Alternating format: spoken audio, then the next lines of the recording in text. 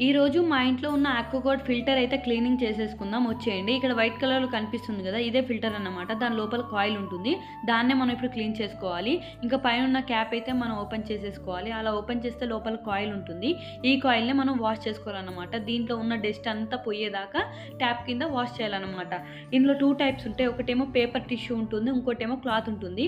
ఈ రెండిట్లో బెస్ట్ ఏది అని అంటే నాకు తెలిసైతే క్లాతే అన్నమాట. పేపర్ అయితే దానికి ఎక్కువ డస్ట్ ఫార్మ్ అవుతుంది. అలాగే వాష్ చేస్తుంటే గూడా పేపర్ మొత్తం ఇలా ఊసిపోతా ఉంటుంది. అదే క్లాత్ అయితే ఎక్కువ డస్ట్ తీసుకోదు. మేము దగ్గర దగ్గర ఈ ప్యూరిఫైయర్ తీసుకొని 1 ఇయర్ దాటింది. అయినా ఒక 2, 3 టైమ్స్ వాష్ చేసాము అంతే. అయినా గానీ ఫిల్టర్ అనేది కాయిల్ అనేది ఇంకా నీట్‌గా ఉంది. ఇంకా నెక్స్ట్ టైమ్‌కి మేమైతే చేంజ్ చేస్తాం. ఇది ఖరాబ్ అయిందని బాగా ఎప్పుడు ఎలా తెలుస్తుందంటే వాటర్ టేస్ట్ అనేది చేంజ్ అయిపోతుంది. అప్పుడు మనం ఫిల్టర్ చేంజ్ చేసుకుంటే సరిపోతుంది. అంటే కాయిల్ చేంజ్ చేసుకుంటే సరిపోతుందన్నమాట. ఇంకా ఈ వైట్ పైపుల నుంచి అయితే వాటర్ అన్నీ పాస్ అయ్యి ఇక్కడ ఫిల్టర్ అవుతాయన్నమాట. ఈ బ్లూ పైపుల నుంచి మనం వాటర్ తీసుకున్నప్పుడు వేస్ట్ వాటర్ అనేవి బ్లూ పైపుల నుంచి వెళ్ళిపోతూ ఉంటాయన్నమాట. ఇదన్నమాట ఫైనల్‌గా మన ఫిల్టర్ క్లీనింగ్ అయితే అయిపోయింది.